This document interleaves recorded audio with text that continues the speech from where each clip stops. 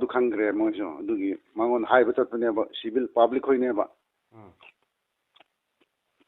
thun tha do holo nang phan mane sine ba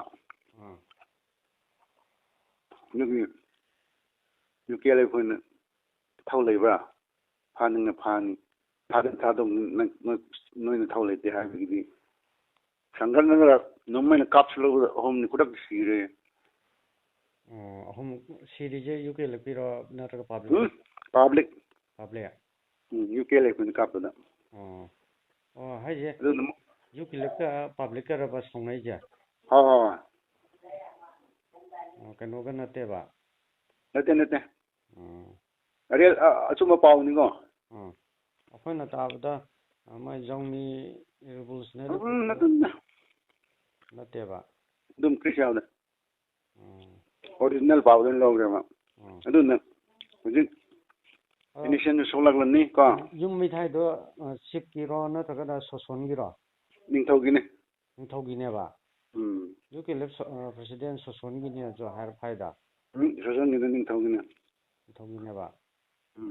yukele na tha ba ne ba public hoina ado soson gi tha la ningang le ne moi songnai je kari maram da gi no ba chapsa je ai nang paw bro ai gyan ta de yam songnai do initial na moi gi ko tenopal gi kino moi gi volunteer khandar pha thame ba adu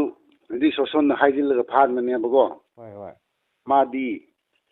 kino Burma gene bi gi home ni hain haijil lak ne ba go du gene bi ai khori yana de na wi pha thamba tha ma hengre ba soson kri phan brai se manam di go ri ki hairi nu pa da mahazon ne u ki to bi mahazon ne ba go hoi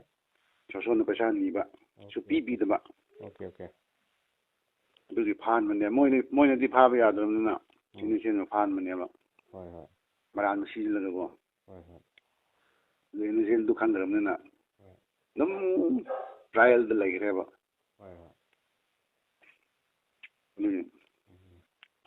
du soson phan me khang gi ku pi goi yum chat ne ba gi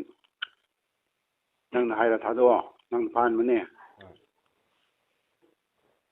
hai bu anda sangam na kap ki me okay yan tare hojik miyamna tabi khiba audio du ngarang akhoi kuki masen kapnana hanagi bagi matangda audio mate amkhang mayamna thamjebani kanai na khanba isin nausing mayam nuksibiramu subscribe tawbiramu thank you